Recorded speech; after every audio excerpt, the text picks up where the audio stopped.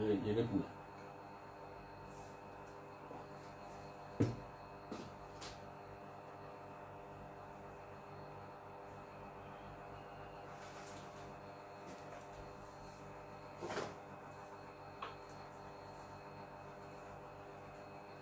알로메 밍라와 우나이 살라 잉리마 노 콘셉트 바래 고셴지 밍라와 맘마 체리 모 밍라와 사라 카라 밍라와 민타이 나멜리 고 맘미네 셴지 오케 바이노 알라 고세 에미제 니니 틴졸레 틴졸레 니리의 사리야를 몇년이래 팔로미야 A 에메라톤 도팅에 소나디 소 젤리 헬로 타타 디네 사마리야로 ngmien bite သားတဲ့မြင့်နဲ့ချက်ထားတာလေးရယ်ပဇွန်လေးပေါ့ပဇွန်နှင်းငယ်ပါတယ်ပဇွန်ဟင်းလေးရယ်ဒါပါပဲနောက်ဒီငရုတ်သီးလေးကတော့ဟိုမေမျိုးကနေပို့လိုက်တဲ့ငရုတ်သီးอ่ะဒီငရုတ်သီးမျိုးစားဘူးကြလားမသိဘူးเนาะဒီမှာဒီပုံစံလေးအဲ့ငရုတ်သီးကမေမျိုးကနေပို့လိုက်တာရှမ်းငရုတ်သီးလို့ပြောတယ်ငရုတ်သီးတော်တော်များများကတချို့ကလေဟင်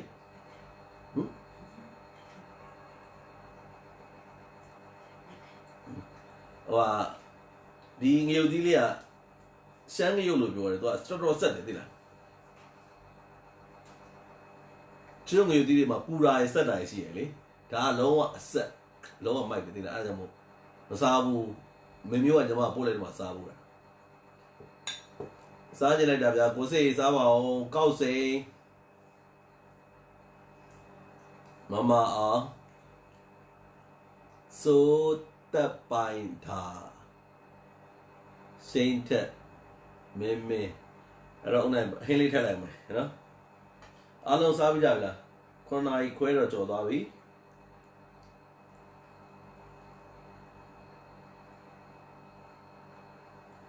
မစားသေးကြရင်အတူစားမယ်နော်ဘိုက်သားပဲဆွဲလိုက်တော့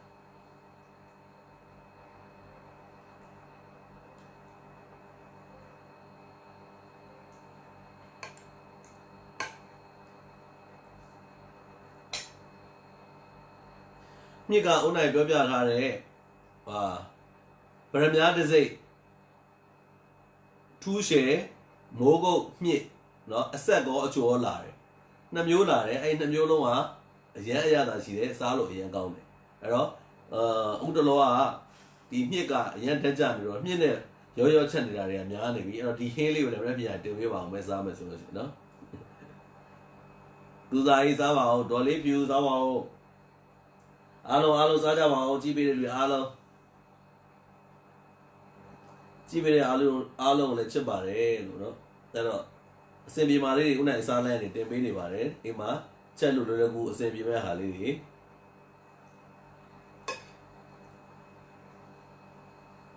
ဒီဥစ္စာလေးပါလဲဆိုတော့ထောက်ပတ်သည်ဝါလွင်ဦးနိုင်ကဗာလဲမသိတက်သဟာနာဥပိုင်းတော့ KND တင်းတော်မိုးမခအမရာထွန်းဝင်းဦးနိုင်ပေးထားတဲ့ဖုန်းနံပါတ်ကနေပြီးတော့စီရမှာလို့ရပါတယ်เนาะစိတ်မြေပဲစီကိုလေเนาะအဲ့ဒါတချို့ကဦးနိုင်ရဲ့ page မှာလာမှာတယ်အဲ့ဦးနိုင်ရဲ့ page တော့ဦးနိုင်ရောင်းတာတော့မဟုတ်ပါဘူးဒါပေမဲ့ဦးနိုင်ရဲ့သူတို့ကိုဘက်ကိုပြန်ပို့ပေးလိုက်ပါတယ်လို့เนาะအဲ့စိတ်ရဲ့အကောင့်နဲ့ပြန်ပို့ပေးလိုက်တယ်အဲ့လိုလိုက်လာဦးနိုင်ရဲ့ CV ထဲမှာလာမှာထားတဲ့လူတွေအတွက်ကိုစိတ်မပူပါနဲ့ရတယ်ဦးနိုင်ဘက်ကိုပြန်ပြီးတော့မှစိတ်မြေပဲစီရဲ့အကောင့်နဲ့ပြန်သွားပြောပေးထားပါတယ်လို့เนาะ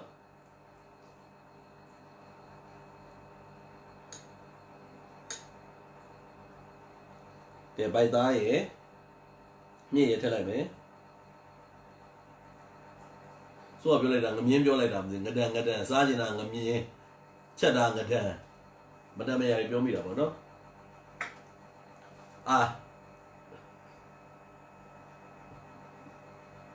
ဒါတော့ကိုဗစ်ပြီးတော့တကယ်လူစားမယ်နော်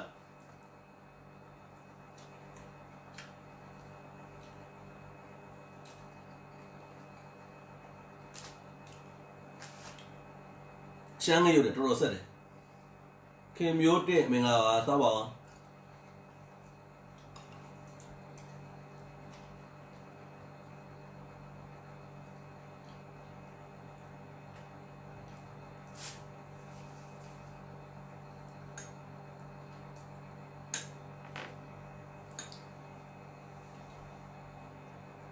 โอเคစောင်းနေကိုညီမလေးစားပါအောင်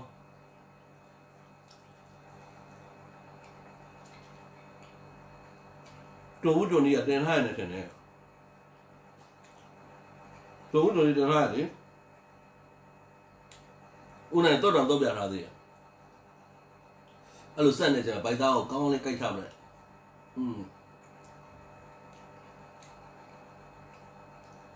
ရှမ်းယူတည်းကဆက်တာလုံးဝရောက်ရှိအောင်ဆက်တယ်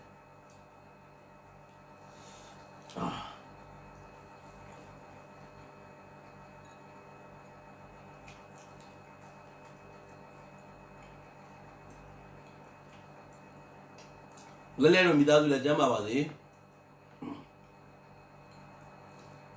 ကွန်မန့်နေပြီးပြန်ပေးမယ်နော်အနောက်ကစိတ်မြေပဲစီဟုတ်တယ်ညီမလေးအနောက်ကစိတ်မြေပဲစီပါ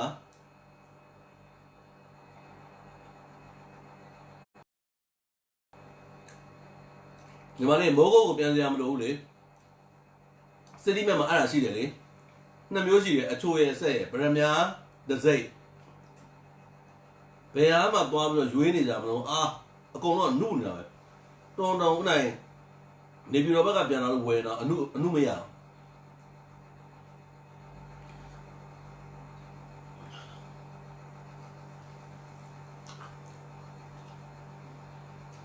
င်ဘုကိုညီလေးသားပါ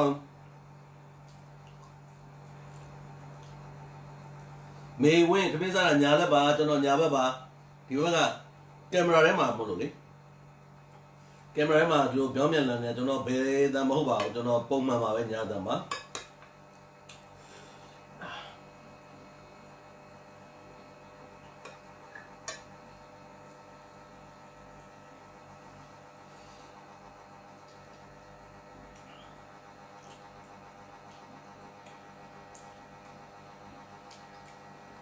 သေရီမိုကိုဆိုင်ဦးနိုင်ဘယ်ပြန်စားဘယ်ချိန်နဲ့စားထားတာကဲတဲ့ဦးစားပါအောင်ညီမလေးခွန်ကြည့်ရပါ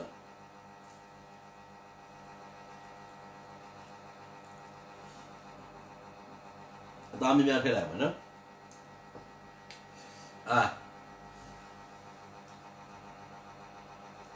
ကောင်းမေသူစမ်းစားကြတဲ့ဦးနိုင်ရွယ်တဲ့ငိုနေပြီနောက်မနေ့ကျရင်အဲ့ချက်နည်းတွေပဲချက်စားလိုက်တော့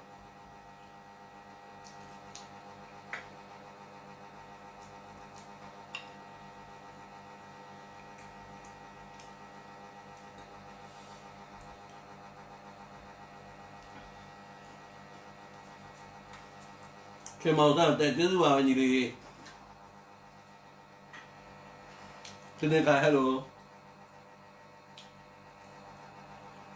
သေရီမိုကိုစမ်း6နိုင်ရဲ့စားတာဆော်ရွယ်ဦးလည်းစားရွယ်ဟာ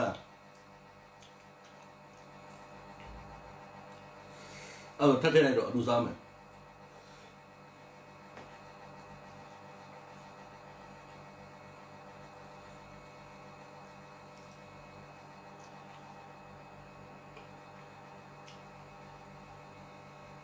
ကင်းသူစားလိုက်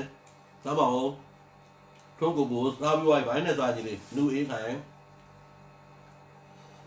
မမေဒေါ်ဆန်း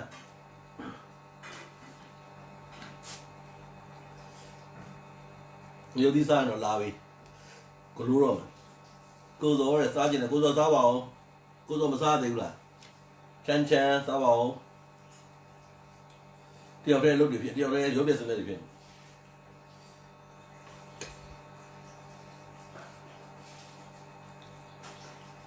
သူမြစ်ကတော်တော်ကောင်းတယ်မြစ်သေးတယ်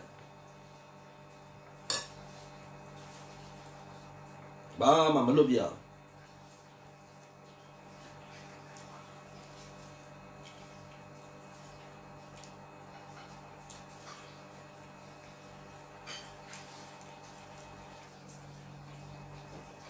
နန်းလွင်အေး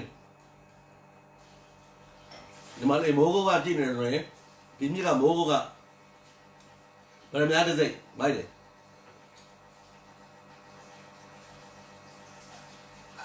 မိုးကုတ်မြစ်တွေရမ်းကောင်းတယ်ဆိုတော့လက်ခံသွားပါပြီနော်တော့ဝဝိုးအပင်ပေါက်ဝဝိုးဝါအပင်ပေါက်တွေကမြစ်အနုပေါ့နော်ဝဝိုးဝါမြစ်အနုထွက်တယ်လောက်ထားတဲ့ဥစ္စာတဲ့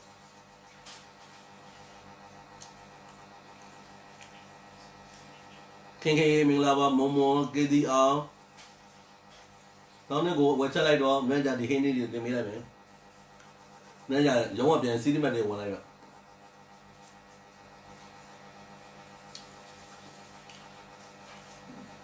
တော်ဆက်ရက်ဆက်လာဟာအဲ့လိုပေးရတာရုပ်ကိုပဲကြည့်လိုက်တော့အဲ့ဒီလူကြီးကလုံးဝထိထိရောက်ဆက်တာရမ်းမိုက်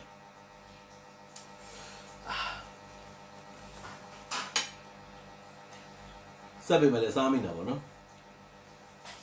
ခင်ဖုံးမြင့်နန်းဤဖြူစုလေး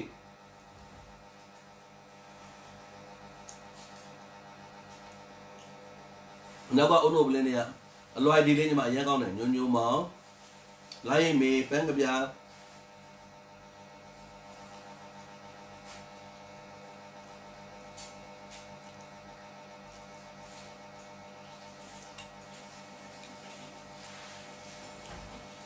မြတ်သူကေမင်္ဂလာပါ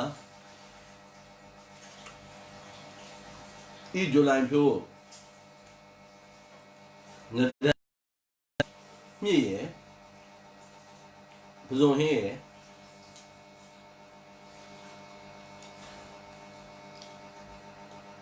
ပြီးရင်ဆက်မယ်လေဆက်မှာဆိုတော့ဟွာလောက်ထားတယ်ထောပတ်ကြီးကိုနိုးစီတွေနိုးစိမ့်တွေထည့်နေလူကလာအောင်မယ်ဝိတ်ကအဲ့ဒါဒီတိုင်းပဲထိုင်စားလိုက်တော့မယ်တရားတယ်ပါတရားပဲမထည့်တော့သိသိကြီးမင်္ဂလာစားပါအောင်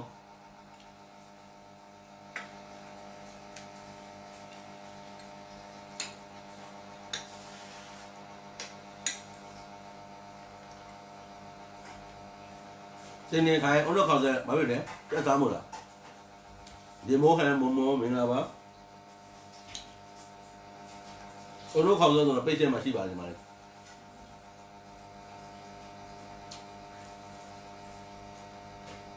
တန်ဝင်ရမြစ်ကိုဝယ်စားပြီးကောင်းအဲ့ဒီစိတ်ကိုပြောရတာဒီစိတ်ကလုံးဝရောက်ရှိနေ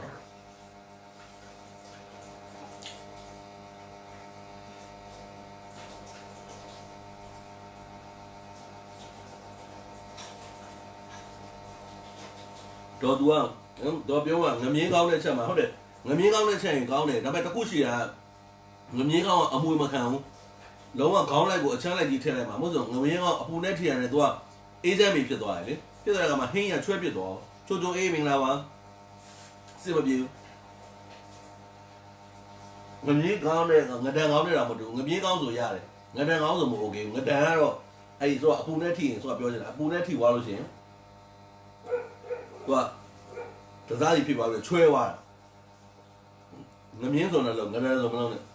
ငဒန်ဆိုတော့ဗိုက်သားနဲ့ပဲချက်လုံးအေး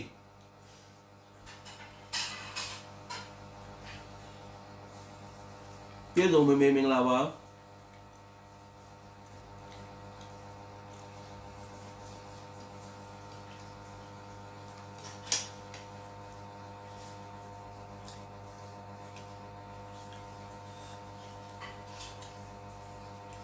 ဦးနိုင်တင်ရဲ့ပဲဘက်ချင်ပေါ့နော်ပဲဘက်ချင်တော့ကိုကြိုက်တယ်ဆိုလို့ရှိရင်အဲ့ဒီစိတ်မြေပဲစီမှာစီဝယ်မဲ့သူတွေပေါ့နော်စီဝယ်ရင်းနဲ့အဲ့ပဲဘက်ချင်အဖက်ကိုတောင်းလို့ရပါတယ်နော်စီဝယ်နဲ့တောင်းမလို့ရှိရင်ဦးနိုင်ပြောတဲ့ဒီတိုင်းပဲလုပ်လိုက်တော့နော်โอเคပါမယ်ဦးနိုင်ဘယ်လောက်ဒီအိမ်မှာအဲ့ဒီပဲဘက်ချင်ကလောက်ရတာအရန်ကိုလက်တွက်နေလဲဆိုတော့နောက်မှာနှစ်ခုတော့ထပ်လို့တာ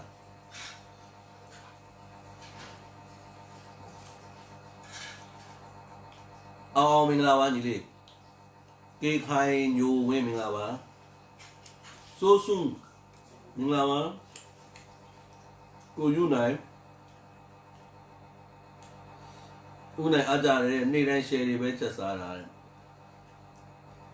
share မ share နေလည်းရှိပါတယ်ညီလေးချယ်ရီလေးမိုးမခဇွဲ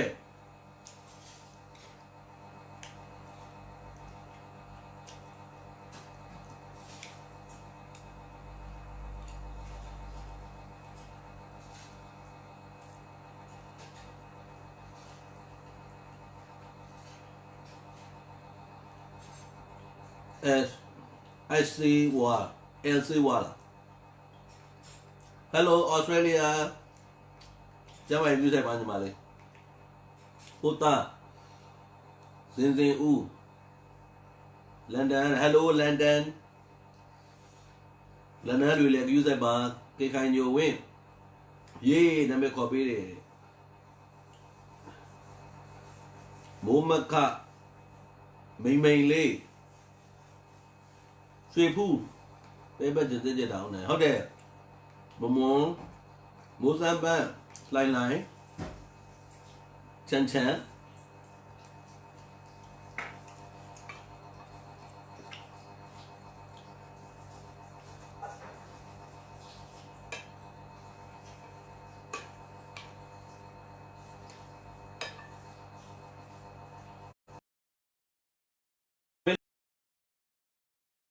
နည်းနည်းပဲ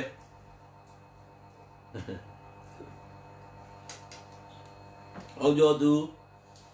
ဟာမကန်တော့ဟာလားဦးနိုင်ရေးတဲ့ဝါလာတယ်တော့ဝါလာပြောမလဲဝိတ်လေးပါလေးပြန်ချအောင်နဲ့ဟုတ်ကဲ့ပါပြန်ချပါမယ်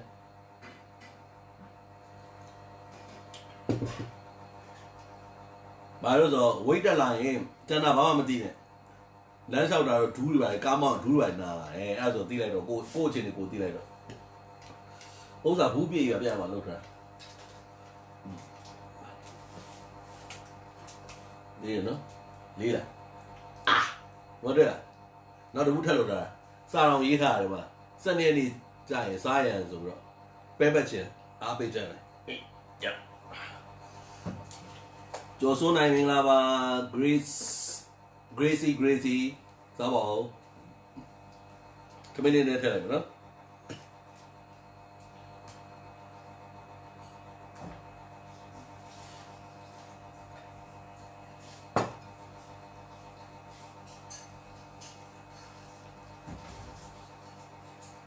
ကိုကဘာနေလဲငဒန်ရေမြင့်ရေပဇွန်ရေစားပါတယ်ညီလေးနိုင်သူလင်း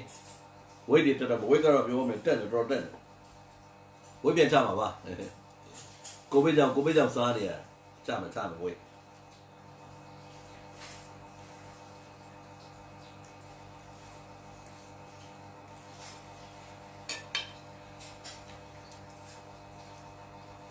စားတော့သိမပါဘူးယောဂကြောင့်စားပေးနေတာကာဝတ်နေတာပိုတာဝါမလာလို့ပြောလိုက်တယ်ဝဝကြီးခန့်ခန့်ကြီးပဲရှိတာနော်ပိန်ခန့်ခန့်ကြီးမရှိဘူးနော်နီဝင်းလိုင်း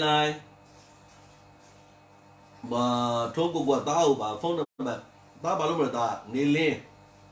ခင်စိုးမို့ဦးနိုင်ကြောင်ညာခေါ်ရမလားမင်းစံဦးမြေလမ်းပြီးခံညာနေတယ်ကျုံကြိုက်တယ်မှာလေမြင့်စောလာစားမယ်ပြောဟေးကိုမြင့်စောဟေးမမြင်တာကြာမတွေ့တာကြာဒူလာမျက်စိတွေဖြစ်ကုန်ပြီနော်ဟိုတော့ပလာဟိတ်တာပဲလဲလောက်တာလောက်ပါကျမ်းပါကြီးလဲယူဆိုင်ပါမမိုးကြီးမိန်လေးနက်တာလိုင်း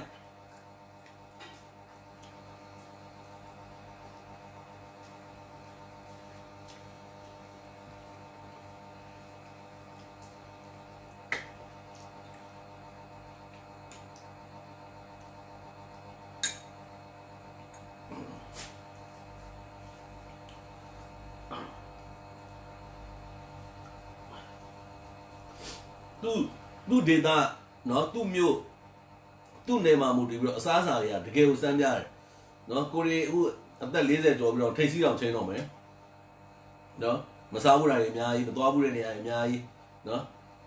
မလုပ်ဘူးတာတွေအများကြီးအဲ့တော့ဒီငရုတ်သီးလေးကိုပဲကိုယ့်အောင်ကြည့်နေဒီငရုတ်သီးလေးက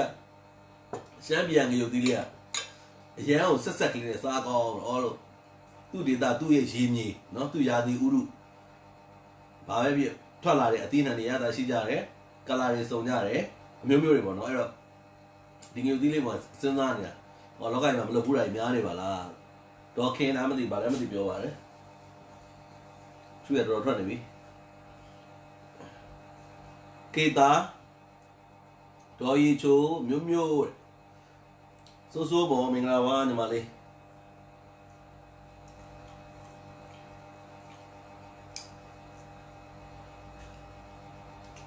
မင်းတို့အလုပ်ရှုံတာကိုကြီးရဲ့သူသား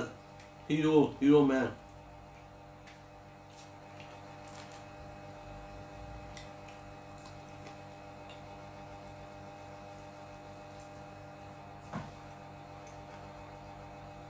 ကိုမင်္ဂလာပါမအေးရှင်းတယ်လေး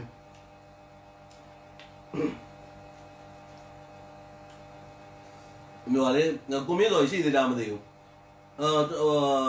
ဦးတိုင်တို့ဟိုးတော့ဦးတိုင်ဟင်းပွဲတင်လိုက်လို့ရှိအောက်မှာအမြဲတမ်းနေစနေကြနောက်ကိုမင်းတို့ရဲ့တကယ်ကျနောက်တစ်ယောက်ရှိတယ်နော်သူမတွေ့ရကြဘူး live မှာ comment တွေမတွေ့တော့နေကောင်းရလား तू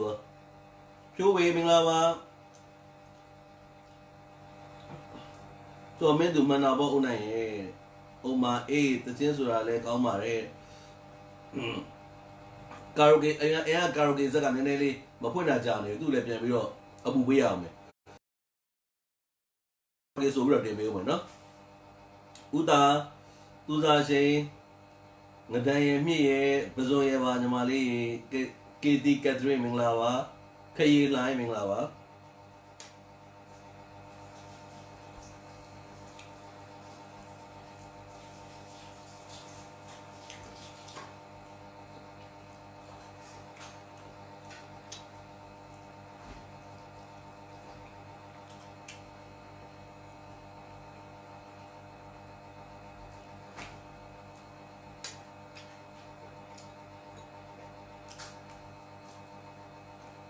ဝေး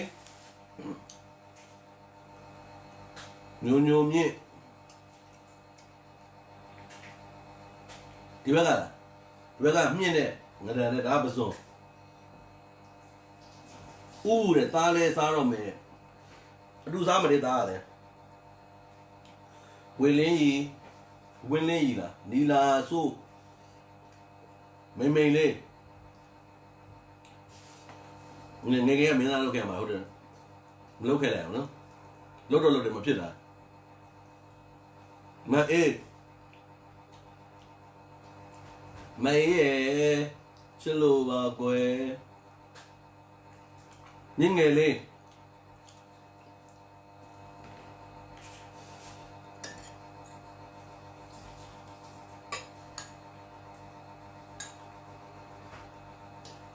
အဲ့တော့အမရ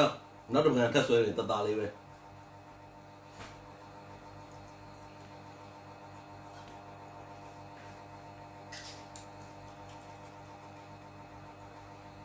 တော်ပြုံး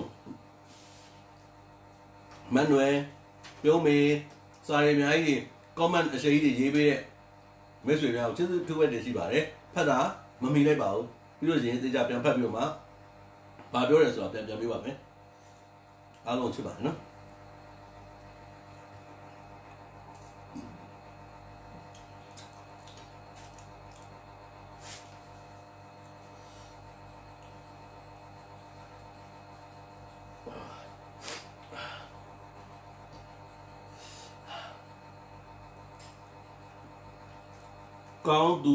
ကောင်းသူတကျေးဇူးများတင်ပါတယ်ညီလေး Jenny have bow nam တင်းဆွေဦးလာအောင်မောင်မင်္ဂလာပါ brother ရေတီဆိုနမ်မူအေးစားပါဦးအားဆက်တယ်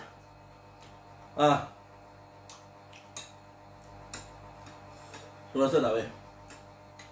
အမေရောက်ရှိပဲ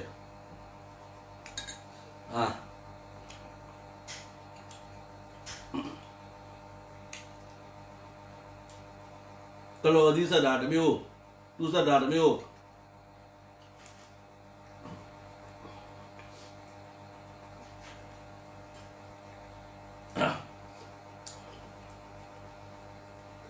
ဒ ဘက်ဒီစာကိုခင်းလေးပေးပါအာစိုက်တယ်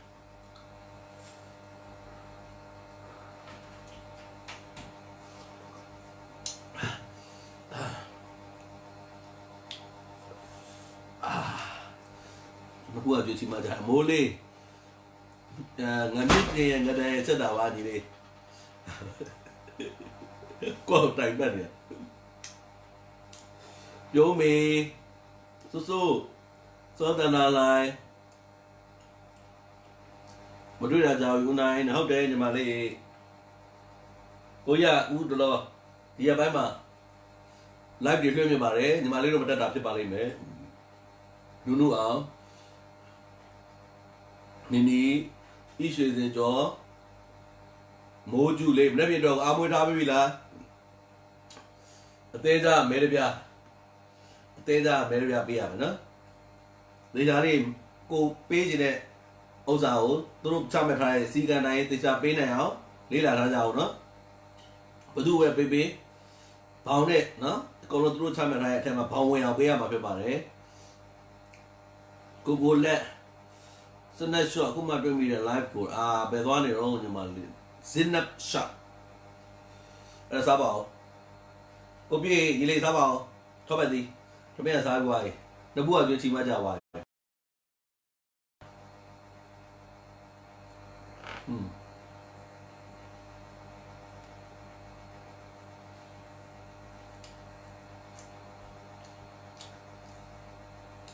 ထောက်ပတ်သည်စားလဲထောက်ပတ်သည်လဲစိတ်ရပြောကြပါမလို့ကောင်းပါ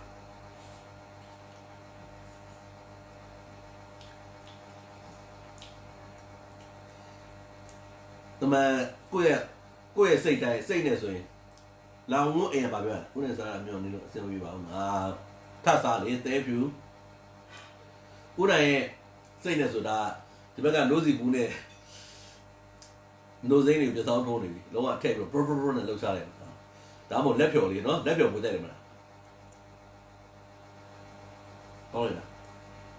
ဘုစားပြောက်ပါ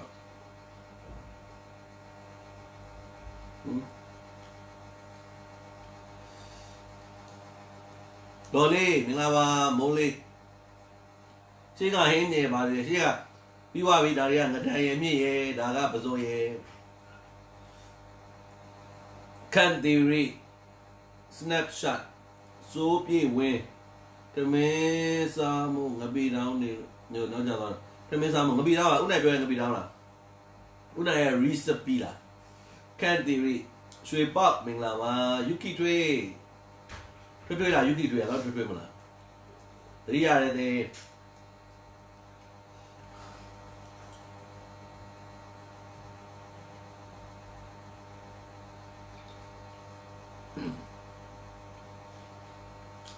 ထောက်ပတ်တည်ရတယ်နော်သူ့ဒီတိုင်းပဲစားရင်ကိုလက်စထရောပဲကြားတယ်နော်နိုးစီတရားနိုးစင်းထည့်လိုက်ရင်စောင့်တက်သွားဘာလည်းမမတူတော့ပြောဟုတ်တယ်လက်ပြောပို့ကြိုက်တယ်ရဲပါအောင်ပြန်နော်လက်ပြောပို့ကြိုက်တယ်နော်စက်နေရကမွတ်သွားမကြိုက်ရွှေပြေမှုမင်္ဂလာပါဝေမင်္ဂလာပါဒေါ်ညိုညိုအားပေးနေပါတယ်ဟုတ်ကဲ့ကျေးဇူးများတင်ပါတယ်ဒေါ်ညိုညိုမင်းမြက်မင်းဦးနိုင်တမစားနေတာမြင့်နဲ့ငရန်ရဲ့ပဇွန်ရဲ့ရမ်းဆက်လို့ရှမ်းပြည်ပို့လိုက်တော့မေမျိုးကပို့လိုက်တဲ့ရှမ်းငရုတ်ကိုတိုးလိုက်တာဘယ်နဲ့တောင်းတော့ဖြစ်သွားလဲ9000 6000တောင်းဖြစ်လာမသိအဲရှားလုံးဝအောင်ဘယ်လိုခေါ်မလဲဘာမှန်းတော့မသိတော့အောင်ဆက်သွားအဲ့တော့ဒီထောပတ်သီးလေးနဲ့dessert ပေါ့ပြန်ပြီးတော့ဖြည့်နေတာပါဥတော့ပျောက်သွားကြပါပြီအဆက်လေးစိုးပြေဝင်းနဲ့ဟုတ်ပါတယ်ကိုရ Zinap shot တီတိုရောဦးနဲ့တီတိုကအရှိမတီဦးတို့ရတီကိုမင်းနေရလားမာလိုင်းမင်္ဂလာပါအေးဝင်း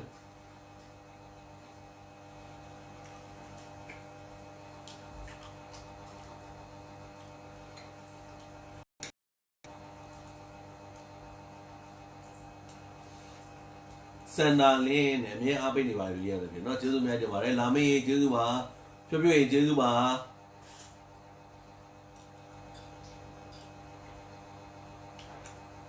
ညကြရင်ဒီငဒန်နဲ့မြင့်နဲ့ချက်ထားတဲ့ဟင်းလေးကိုတင်ပေးရမလားစင်စင်ခရီးပြူမင်းမမြတ်ဝင်းဦးနိုင်ဝါလာတယ်ဝါလာခေါင်းညီမလေးအပေါ်ပဲနေပါမလား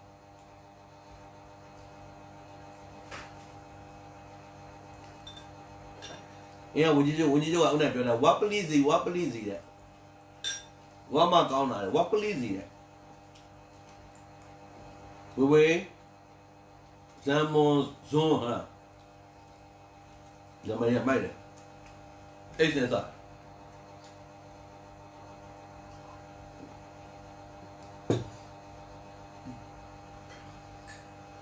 ဦးနိုင်ချက်ပြောတဲ့ဟင်းတွေချက်စားကြည့်ပါတယ်တဲ့အားပေးတဲ့ကျေးဇူးပါဇနပ်ရှတ်ဖြူဖူလီကယ်ဗင်ချန်ဒီနေ့သေးโอเคနေ့တိုင်းစားခြင်းဒီဟင်းလေးကိုတင်ပေးပါမယ်နော်ဒီမြင်နေဟိဟိတယ်မယ်တော့လောက်သွားစေဇနပ်ရှတ်ကဟိဟိသူတီတီရမေးလို့ဒီမှာငါပြစ်တင်တဲ့ငဒန်တဲ့ဟင်းလေးတွေတင်ပေးပါမယ်အားပေးနေကြတဲ့စားလည်းမရှိတဲ့မိတ်ဆွေတူးချင်းတွေကျေးဇူးထူးပဲတင်စီကြောင်းပြောကြားခြင်းပါတယ်မင်းမြတ်ပင်ကိုလည်းကျေးဇူး